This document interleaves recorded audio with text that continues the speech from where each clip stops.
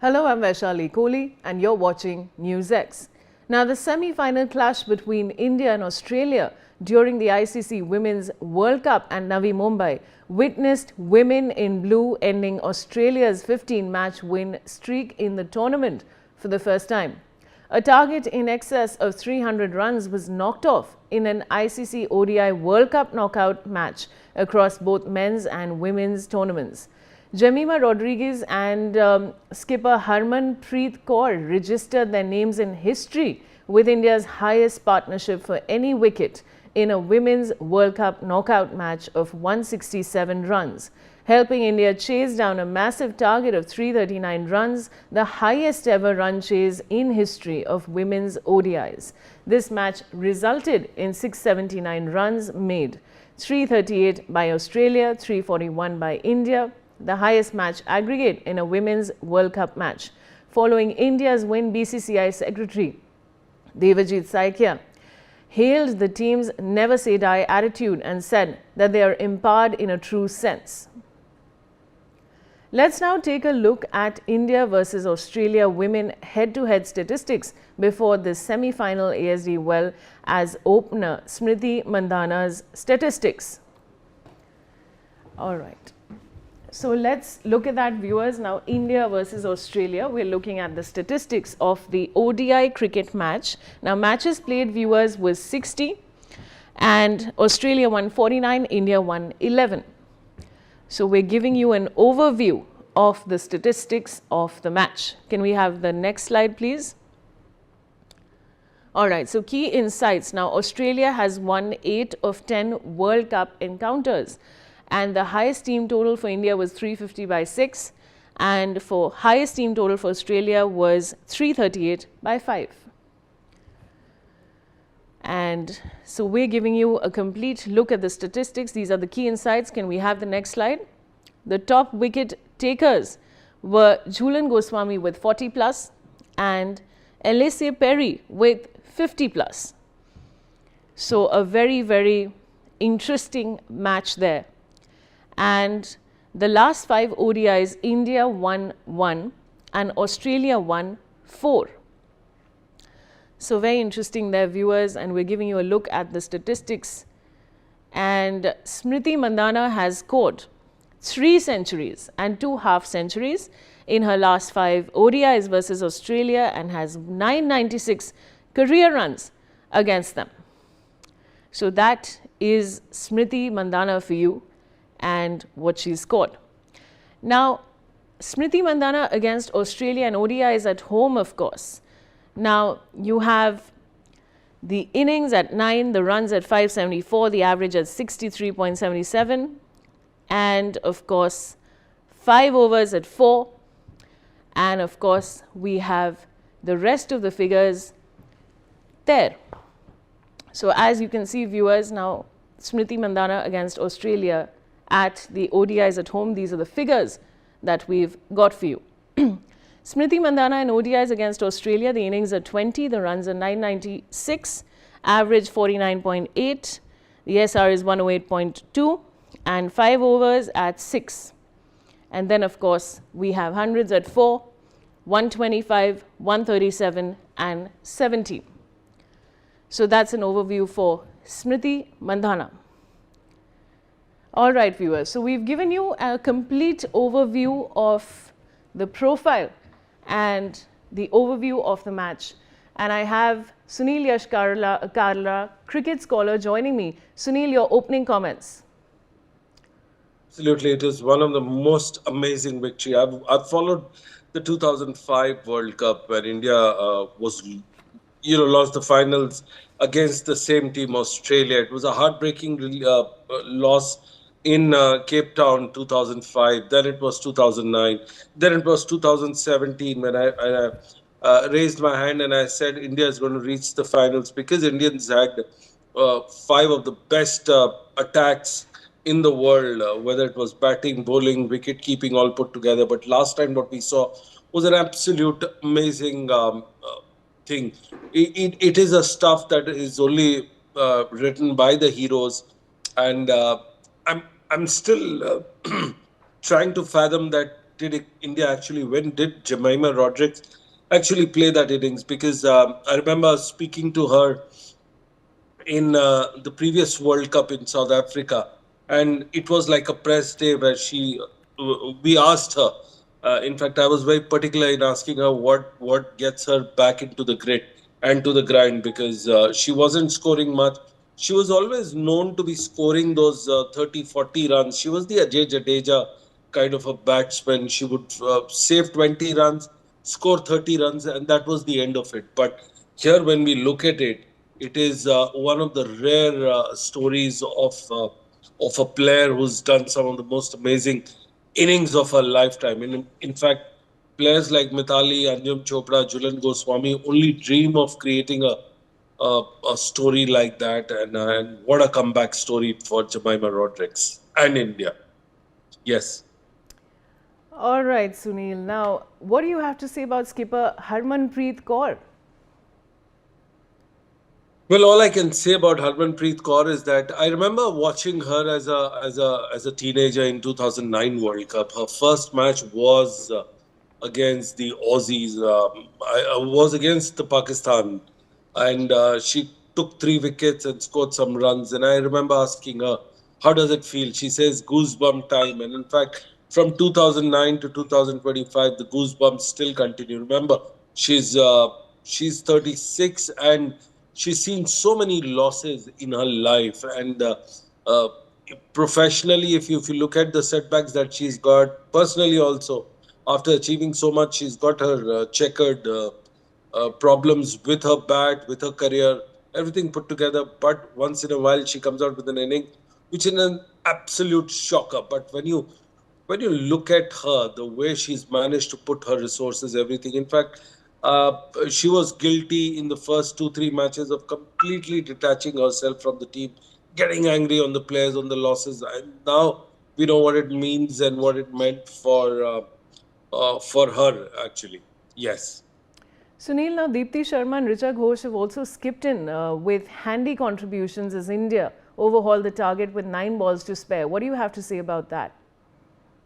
Well, very interesting point you've made. Now, Deepti Sharma is that kind of a player who will once in a tournament, just once in a tournament, she'll come out with that winning streak, winning contribution, and get back into the game, and that's when she will continue with her next 1 year of succession planning in that. But last time, what she did was her role was pretty good. Um, she's ideally little too heavy on her weight sides.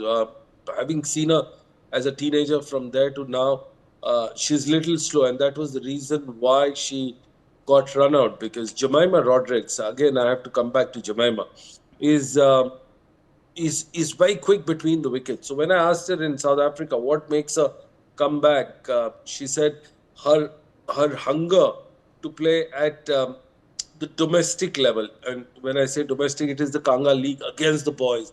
And boys can be little snarky. They can be little cutthroat when it comes to girls facing them with the cricket bat and hitting them out of the park. They can come out with a nasty bouncer or something. So she was very clear that with her father in tow, she said she's going to play all the Kanga League matches wherever possible and face the boys. Coming back, Deepti Sharma is no less. Deepti Sharma is a very gritty cricketer. She can mankad a player. She can run out a player while bowling. She can, I mean, she's a very utility player, but she does that once in every year.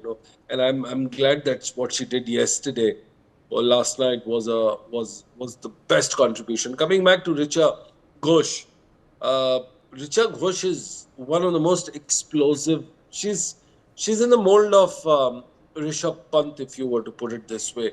She hits the ball hard, and when she came onto the scene, she was completely different as a player, and she was very subdued. This thing, but the seniors allowed her to go out and express herself at the bat, and she did it with the great trajectory. Her shots not only pierce the field between the fielders, but most of the times they're high up in the air and they just toss out of the ropes, and that's very rarely you see in women's cricket. And she hits boundary no matter which part of the world, which part of the stadium it is. She hits it and she hits it with great aplomb. Last night, she got a chance. Again, she was, one of the differences. If you see in a close match finish, these factors are very important. Yes. Sunil, it was also a tough day for the bowlers as only young spinner Sri Charani managed to contain the flow of runs. What do you want to say for that? Lovely. It's a good question you asked. India, if you look at the overall campaign of India, I would look at a tale of two cities, which is predominantly in, the spin attack. They've taken around 41 wickets with the spinners and around 15 odd wickets uh, with the pacers. And when you have a downside on that, you will get Deepti Sharma's, you will get uh, Sri Charani, who's fairly new into the squad. You didn't have the other seniors, leg spinners. You had Sneha Rana doing a good thing. Rawal doing a little the good contribution earlier on in the campaign. But I think the story of the day is spinners taking in large part of your of the wickets that they have, because it's very easy, and they've got this trick since 2005. They score the runs, or they and when they come into chase, and when they come into bat, they go in after the fast bowlers, and it's a very contrasting style that they managed to put together. Is when they're bowling, they toss up the ball. So what happens is the batter on the other side has to work hard to hit the ball, and invariably after the 30-40 runs that they score, their energy comes down. And this is what has happened with the Australia. Of course, they managed to score over 300 runs, but the wickets that they lost to the spinners is a testimony of that. That they score the runs and lose the wicket in the bowl. Yes. Sunil, I want to ask you about Phoebe Litchfield's. 119 off 93 balls was the cornerstone of Australia's massive total of 338 all out in 49.5 overs in the second semi-final. Your comments on that? Well, what does one have to say? This is one of the most amazing knock of the tournament. In fact, I mean, it's unfair. It's very unfair for you to lose a match after scoring the score that you have and scoring in the speed that you have. And I feel it's one of those heartbreaking losses that Phoebe would have to encounter. But this is life, You score such a beautiful. I mean, you mentioned Deepti Sharma and Richa Ghosh. They didn't score big. I mean, around 15 runs, 20 runs, and yet they make a winning contribution. And that's what batting is all about in today's context. You score the runs, and the runs become very important. But if you don't end up in a winning cause, then those runs are very, not worthy. And I think Phoebe, this was the best knock before Jemimah got into the field and took the Aussie attack to the cleaners. And what a amazing! I'm sorry, I'm coming back to Jemimah Rodrigues again and again, because I've seen the growth of this girl from a 19-year-old domestic player to what she's achieved in the last 8 years. Isn't amazing? Her story, her grit, her determination, her faith on God, her father's parents, unflinching, uh, uh, you know, whatever you call it. I mean, they back the kid right through, and I think Phoebe Litchfield will come back with this campaign as a grown up star, rather than uh, just someone saying that, oh, I wish I could have been a part of the winning spree. Yes. All right, Sunil, we have some breaking news viewers coming in. We have lots of reactions coming into the semi-finals win in Mumbai on 30th October. Former cricketer and team captain Mithali Raj has said, and I quote, "Nights like these remind you why you play this game." She went on to congratulate Team India for a top-class performance against Australia and for booking a place in the World Cup final. Sunil, back to you on this, your comments. Well, Mithali Raj would know the heartbreak and the pain of India losing to Australia. She was a part of the 2005 World Cup in South Africa, where India lost very closely. India was chasing at that point of time. It wasn't a great big score. We lost quick batters at the top. She was, I think, was run out, if my memory serves right, 20 years ago. I still remember that Sunday afternoon in of South Africa, one of the worst. Then you go on to 2009. India defeated Australia uh, in the qualifying matches, but in the semi-final, India just lost it. Then you come on to 2017, where India actually made it, and all these while, uh, Mithali Raj was a part of the campaign. More so in 2017 when they came with millimeters of winning the trophy, and she was there, and she was completely taken. It was one of the most dark days for the women's cricket, because you were in England against the complete odds. You're winning all the matches. You're scoring 171 runs. That was Harmanpreet Kaur, and you just miss out with few runs. I mean, what else one can say? And Mithali Raj has seen all the downs that you've seen in the last. She's been playing for since 1999, and I think with that career span, if you go and become one of the greatest batters of all time for the world, you are applauded, but you don't win a World Cup under your skippership. I think that calls for a little bit of introspection. So she saw a lot of herself in Harmanpreet Kaur, Jemimah Rodrigues, and the team while she was commentating yesterday. It was pretty evident. Not only her, but also Anjum Chopra, who was also part since the 1998, and she played in the later half of the tournament. But again, it was not to be for both of them. Maybe it's Harmanpreet Kaur was lucky this time. Yes, All right, Vishali. Sunil, stay on with me. Now, viewers, let's take a look at India's top performers in the World Cup. So, we are going to show you, viewers, India's top performers. We, of course, were speaking about Smriti Mandhana, who was the opener, with 365 runs, 73.0 strike rate, 155 versus New Zealand. So that was India's top performers that we're discussing. We're talking about Deepti Sharma, off-spin all-rounder in this wicket, 15 wickets, second highest wicket taker, 18.5 economy. Can we have the next slide, please? So we're talking about now Pratika Rawal, who's the opener, 308 runs, 51.3 strike rate, and 104 versus New Zealand. And Renuka Singh, pace bowler. In this, we have 11 wickets, 4.2 economy, 3 by 28 versus Pakistan in a must-win, viewers. So we've given you an overview of all the India's top performers, and Sunil, of course, is with me. Sunil, your comments on the figures that we just told our viewers.